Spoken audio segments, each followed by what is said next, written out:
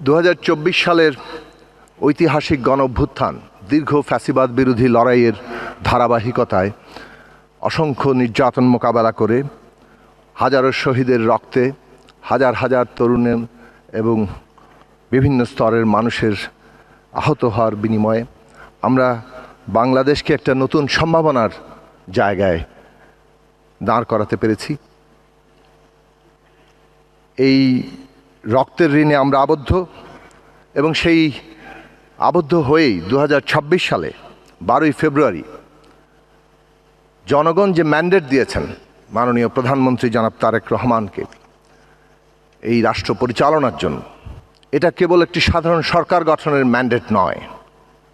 এই ম্যান্ডেট হচ্ছে একটি গণতান্ত্রিক, মানবিক ও কল্যাণমুখী রাষ্ট্র প্রতিষ্ঠার যেই পরিকল্পনা তিনি দীর্ঘ নির্বাসিত জীবন শেষে দেশে সেই ঘোষণা করেছেন।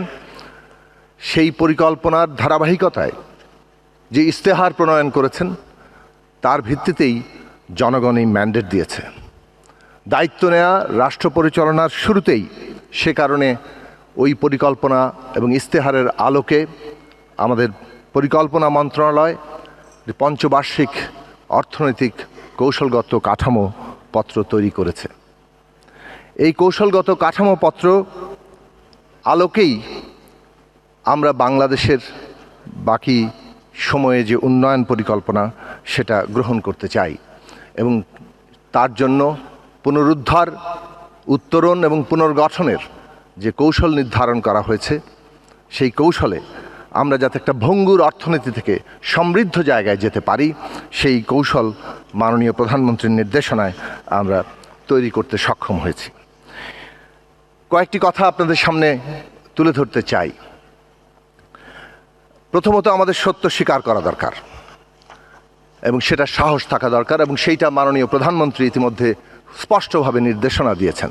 কোনো রকম তথ্যের কারসাজি, ডেটার কারসাজি এটা এই সরকার করবে না এবং পরিকল্পনা মন্ত্রণালয়ের অধীন যে পরিসংখ্যান এবং তথ্য বিভাগ আছে তারা এই বিষয়ে প্রয়োজনীয় সংস্কার কাজ করছেন। ফরেনসিক রিভিউ থেকে শুরু করে প্রয়োজনীয় কাজগুলো করা হচ্ছে, প্রত্যেকটি ডেটা যাতে বাস্তবতার সাথে সংশ্লিষ্ট থাকে এবং আমরা কোথা থেকে কোথায় যাচ্ছি তার অ্যাসেসমেন্ট করতে পারি এবং আমরা আমাদের প্রয়োজনীয় কোর্স কারেকশন করতে পারি।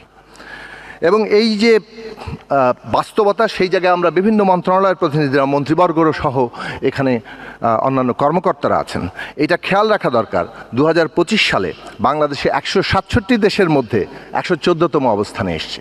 এটা ঠিক শহীদ রাষ্ট্রপতি জিয়াউর রহমান এবং সাবেক প্রধানমন্ত্রী বেগম খালেদা জিয়ার যে কর্মসূচি এসডিজির সাথে অত্যন্ত ঘনিষ্ঠভাবে ছিল সেগুলো অর্জন সত্ত্বেও এই গত অনেক ফুলঝুরি আমরা শুনেছি, কিন্তু বাস্তবত বাংলাদেশে এসডিজি অর্জনের অবস্থান কিন্তু এই জায়গায় এবং এটা এখন 110তম জায়গা আছে, যা মোটেই আমাদের কাঙ্ক্ষিত জায়গার সাথে সামঞ্জস্যপূর্ণ নয়। $421 বিলিয়ন আমাদের এসডিজি ফাইন্যান্স গ্যাপ আছে।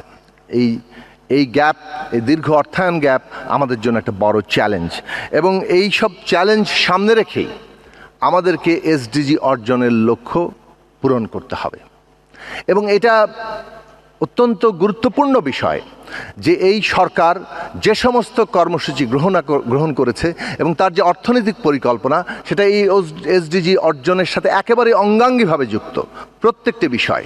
প্রথমত, যদি আমরা হিসেব করি যে আমাদের সামাজিক সুরক্ষা কার্ড, সেটা ফ্যামিলি কার্ড, কৃষক কার্ড, খাল খনন, নদী খনন, এখানে বৃক্ষরোপণ, এখানে ই হেলথ, এখানে ওয়ান ভিলেজ ওয়ান প্রোডাক্ট, কিংবা ওয়ান টিচার ওয়ান ট্যাব, কিংবা one citizen one number one wallet, কিংবা নারীদের জন্য যে স্নাতক পর্যন্ত শিক্ষার বিস্তার, কিংবা ক্রিয়েটিভ ইকোনমি, সার্বিকভাবে আমরা প্রত্যেকটি জিনিসের দিকে তাকালে ক্রীড়াবিদদের জন্য যে ভাতা দেওয়া হয়েছে, ইমাম সাহেব, মুয়াজ্জিন, পুরোহিতদের জন্য যে ভাতা দেওয়া হয়েছে, প্রত্যেকটি বিষয়ে খেয়াল করলে এটা স্পষ্ট হয়ে যায় যে এই পুরো কর্মসূচিগুলো এসডিজি অর্জনের সাথে ওতপ্রোতভাবে জড়িত এবং এইটাও খেয়াল করা দরকার যে এটা কেবলমাত্র একটা আন্তর্জাতিক বাধ্যবাধকতার জন্য করা হয়নি। এটা বাংলাদেশে যে সামগ্রিক উন্নয়নের যে লক্ষ্য ঠিক করা হয়েছে জনগণের উন্নয়ন, সবার আগে বাংলাদেশ, তাকে সবার জন্য বাংলাদেশ করা, সেই জায়গা থেকে এই উন্নয়ন পরিকল্পনা করা হয়েছে এবং তার জন্য সামাজিক সুরক্ষা, শিক্ষা, স্বাস্থ্য এবং বাসস্থানের মতো মৌলিক জায়গায় বিনিয়োগ এবং সার্বিকভাবে বিনিয়োগ নির্ভর, কর্মসংস্থানমুখী, উৎপাদনমুখী একটি অর্থনৈতিক ব্যবস্থা গড়ে তোলা, তার জন্য তরুণদেরকে প্রশিক্ষণ দেওয়া, সেটা প্রযুক্তিগত দিক থেকে এবং উদ্যোক্তা হওয়ার জায়গা থেকে, এবং বাংলাদেশ যাতে ব্যাপকভাবে অর্থনীতির সম্প্রসারণের মধ্য দিয়ে আমাদের সকল মানুষের উন্নতি সাধন করতে পারে। সেই জায়গা থেকে আজকে গুরুত্বপূর্ণ প্রশ্ন হচ্ছে কিভাবে আমরা পরিকল্পনা করব। আমরা ইতিমধ্যেই প্রত্যেকটি মন্ত্রণালয়ের সাথে বৈঠক করার চেষ্টা করছি এবং সেখানে দুটি বিষয় খুব গুরুত্বপূর্ণ।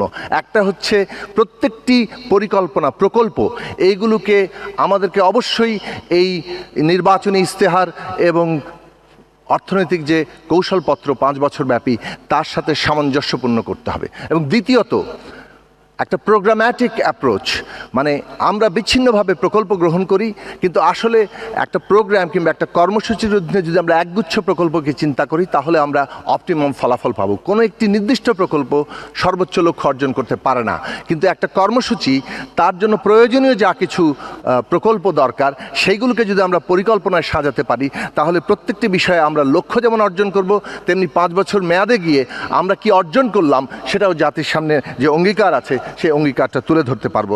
আশা করি প্রত্যেকটি মন্ত্রণালয় সেই বিষয়ে গুরুত্ব দিবেন এবং গুরুত্ব এই কারণে নয় যে আমরা আবারও আন্তর্জাতিক কোনো বাধ্যবাধকতা অথবা দিন শেষে একটি প্রতিবেদন আমরা তৈরি করে দিব যে আমরা বেশ এগিয়েছি।